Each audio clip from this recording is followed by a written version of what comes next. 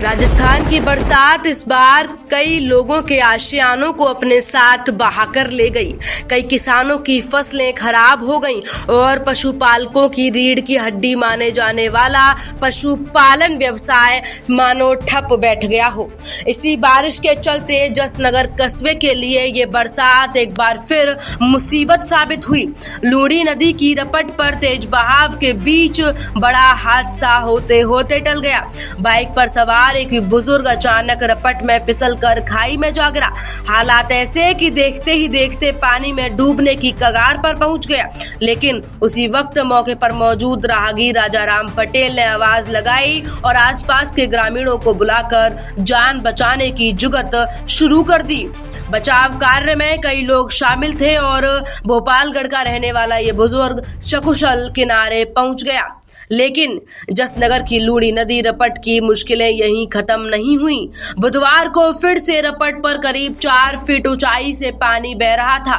तेज बहाव में सड़क जगह जगह धंस गई। इसी बीच लोहे से भरा एक ट्रेलर भी रपट पार करते समय गड्ढे में फंस गया।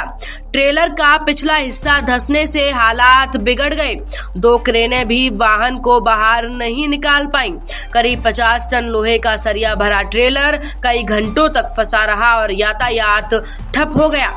हालात गंभीर थे, जिसे लेकर RSDRC के परियोजना अधिकारी प्रवीण सोनी और जसनगर पुलिस चौकी प्रभारी राजमल कुमावत ने मौके पर निरीक्षण किया और बड़े खंडक डलवाकर उन पर झाड़ियां और कांटे रखकर रपट को आगामी आदेश तक बंद कर दिया।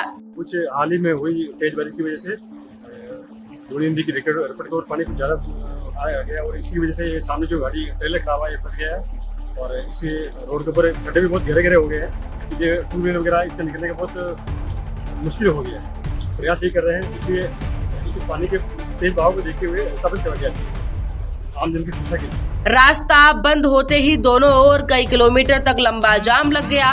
ट्रक और ट्रेलर, जीप, 2 व्हीलर फंसे रहे।